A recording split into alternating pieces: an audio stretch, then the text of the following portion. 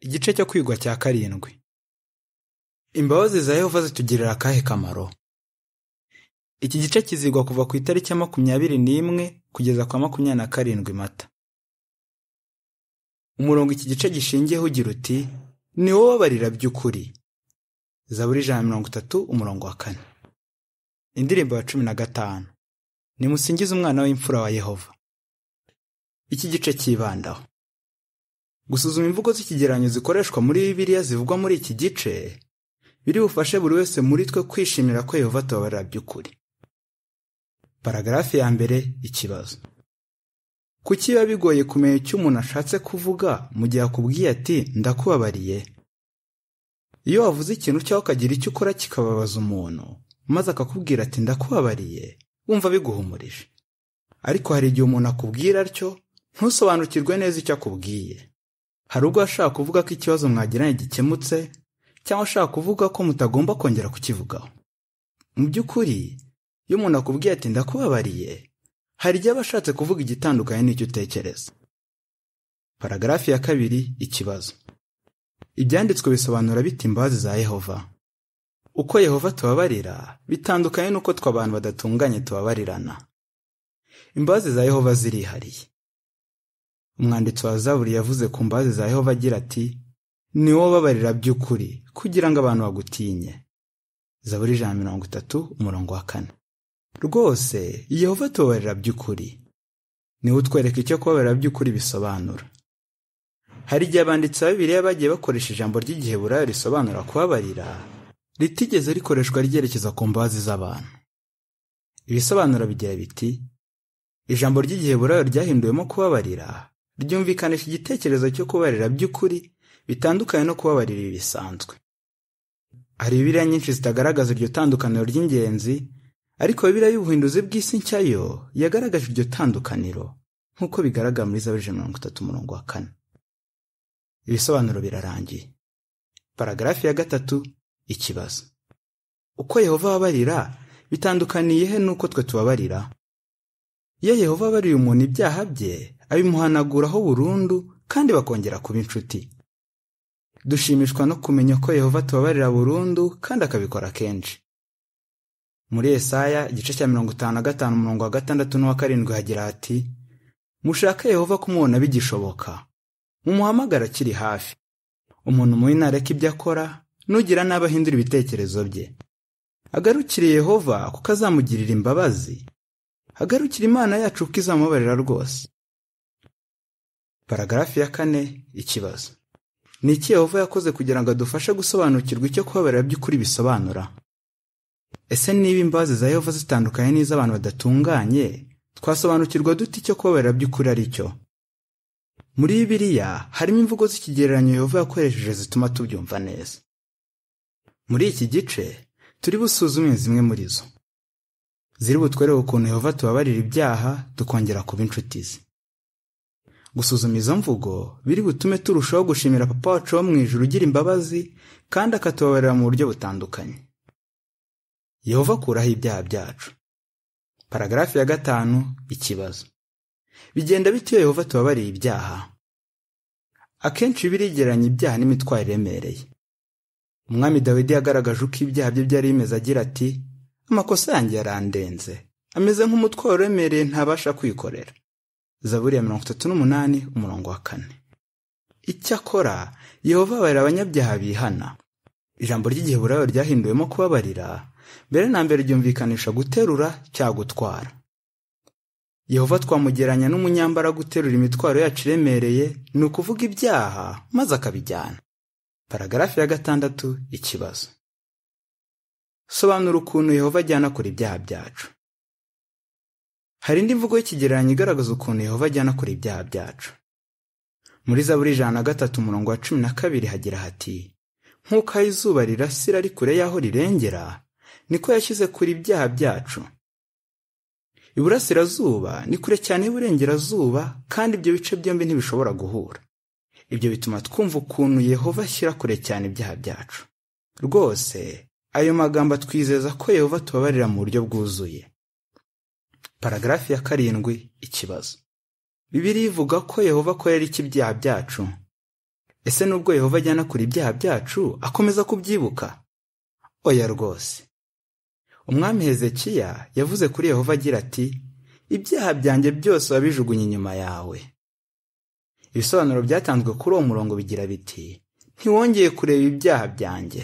Yesaya igice cya 38 umurongo wa 17. Iyo mvugo y'ikigereranyo igaragaza ukuntu iyo twihannye Yehova ashyira kure cyane ibyaha byacu. Ayo magambo ashobora no kuvugwa ngo, uwambabariye ibyaha byanjye mera nkaho nigeze mbikora. Nanone biritsindagira icyo gitekerezo mu yindi mvugo y'ikigereranyo iboneka muri Mika igice cya 7 umurongo wa 18 wa 19. Hagira hati, nihe Mana ihwanye nawe, ibabarira ibyaha basigaye bo mu bantu yagize umutungo wayo kandi ikirengagiza ibicumuro byabo. Ntizakomeza kurakara iteka, kuko yishimira kugaragaza urukundo rudahemuka. Izongera itugirira imbabazi. Izahanagura burundu ibyaha byacu nk'uko umuntu atsinda umwanzi. Ibyaha byacu byose izabijugunya mu ndiba y'inyanja. Aho havuga ko Yehova ajugunya ibyaha byacu mu ndiba y'inyanja. Mu gihe cya kera ntibyashobokaga ko umuntu ajugunya ikintu mu ndiba y'inyanja hanyuma ngo agikureyo. Paragarafi ya 8 ikibazo. Niki tumaze kwiga?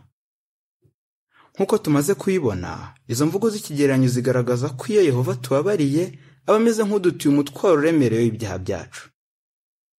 Ibyo bihuje n'amagambo Dawidi yavuze agira ati, umuntu ugira ibyishimo n'uwabariye ibyaha bye n'igicumuro cye kigahanagurwa. Umuntu ugira ibyishimo n'uwo Yehova atabaraho ikosa. Abaroma igice cya 4 umurongo wa 7 n'umunani. Izo nizo mbabazi nyakuri. Yehova ahanagura ibyaha byacu. Paragarafi ya 9 ikibazo. Ni izihe mvugo z'ikigereranyo Yehova akoresha kugira ngo agaragaze ko atubabarira mu buryo bwuzuye? Yehova akoresha igitambo cy'incungu agahanagura ibyaha by'abantu bihana. Reka turebe ukuntu Bibiliya isobanura uko Yehova bigenza. Mu buryo bw'ikigereranyo ni nkaho Yehova twuhagira kandi akaduhanaguraho ibyaha byacu. Ibyo bituma umunyabyaha w'umuntu wera. Yehova avuga uko abigenza agira ati, nubwo ibyaha byanyu bitukura bizahinduka umweru nk'urubura, nubwo bitukura cyane nk'umwenda utukura bizahinduka umweru nk'ubwoya bw'intama. Yesaya igice cya 2 umurongo wa 18. Iyo umwenda w'umweru wagiye ikizenga gitukura, kugikuraho biragorana. Icyakora iyo mvugo y'ikigereranyo itwizeza ko Yehova twozaho ibyaha byacu ku buryo bitongera kugaragara. Paragarafi ya 10 ikibazo. Ni iyihe mvugo y'ikigereranyo yindi Yehova akoresha kugira ngo agaragaze ko agira imbabazi nyinshi? Nkuko twabibonye mu gice kibanziriza iki, ibyaha bishobora kugereranywa n'amadeni. Ubwo rero igihe cyose dukoze icyaha tukabaza Yehova, ni nkaho tuba tumugiyemo irindi deni.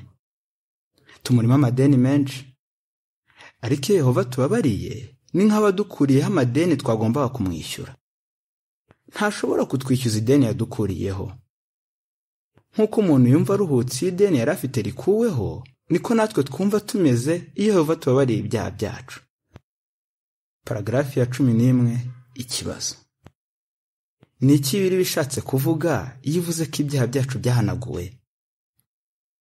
Yehova ntadukuraho amadeni gusa cyangwa ibyaha, ahubwo aranayahanagura burundu. Mu Byakozwe igice cya 3 umurongo wa 19 hagira hati, nuko rero mwihane maze mugarukire Imana, kugira ngo ibyaha byanyu bihanagurwe, Yehova atume mwongera kugira imbaraga. Reka dufate urugero. Tuvuge kuri umuntu amafaranga, akagukuriraho iryo deni, maze umubare w'amafaranga agomba kumwishyura akawucishaho umurongo. Nubwo acishijeho umurongo, umubare w'ayo mafaranga uracyagaragara. Icyakora guhanagura ikintu bitandukanye n'ibyo.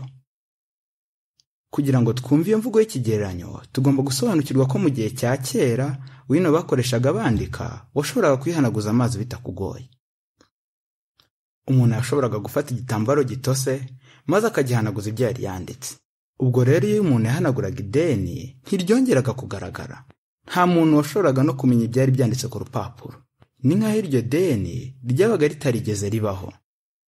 Dushimishwa no kumenya ko iyo Yehova tubabariye ibyaha byacu, abihanagura burundu bikamera nkaho bitigeze bibaho. Paragarafi ya 12 ikibazo.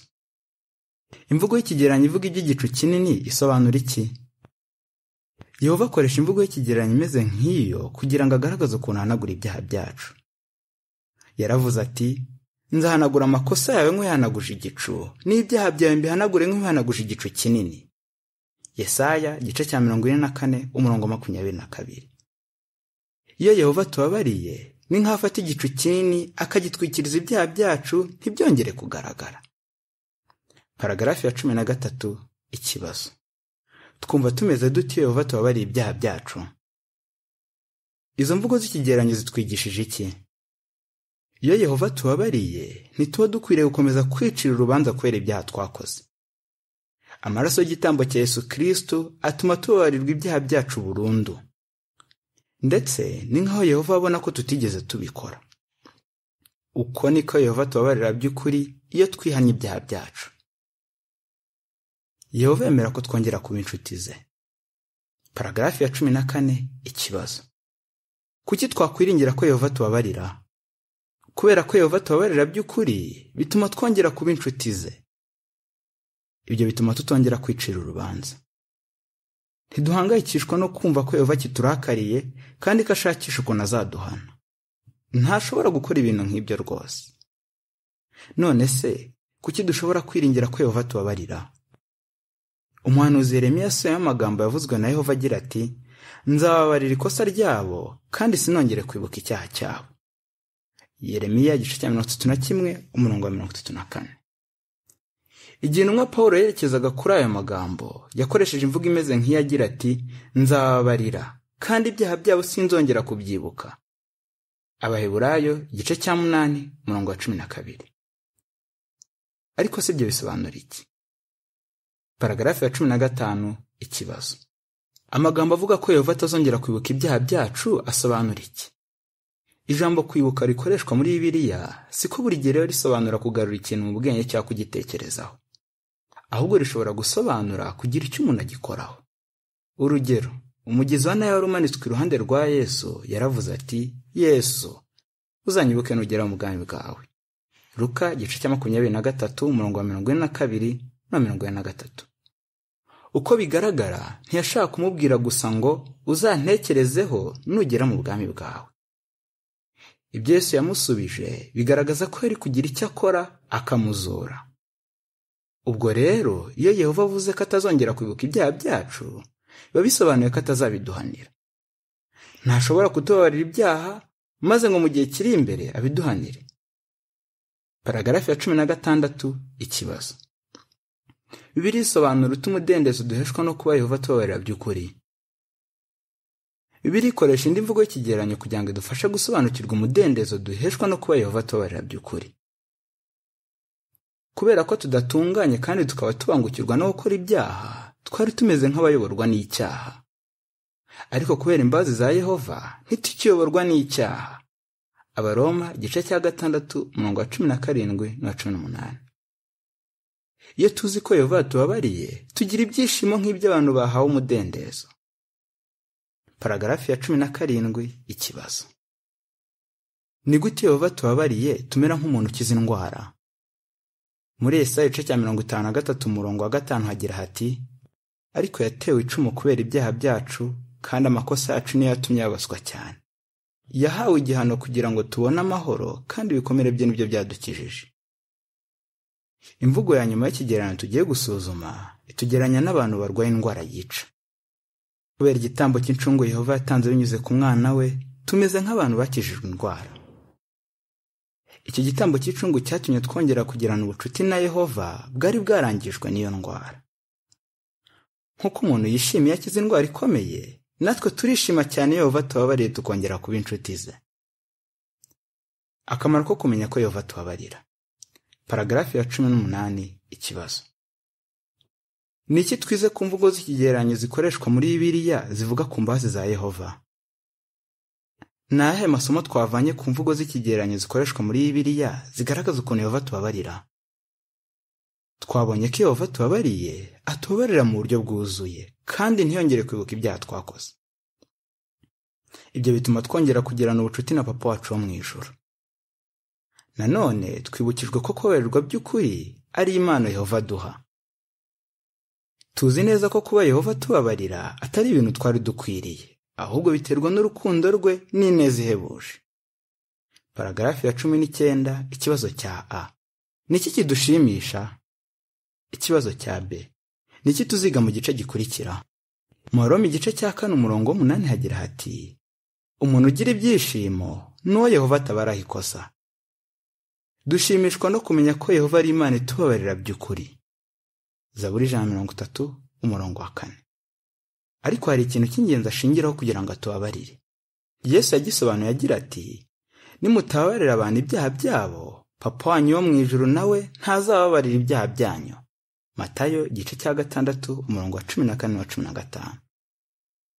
Ubwo rero ni iby'ingenzi ko twigana Yehova natwe tukajya tubabarira abandi. Twabikora dute? Igice gikurikira kizatwereka uko twabigenza. Wasubiza ute? Bibiliya igaragaza ko Yehova akuraho ibyaha byacu ate? Yehova ahanagura ibyaha byacu ate? Kuba Yehova tubabarira by'ukuri bidufitiye akahe kamaro? Indirimbo ya 46. Warakoze Yehova. Igice kirarangiye.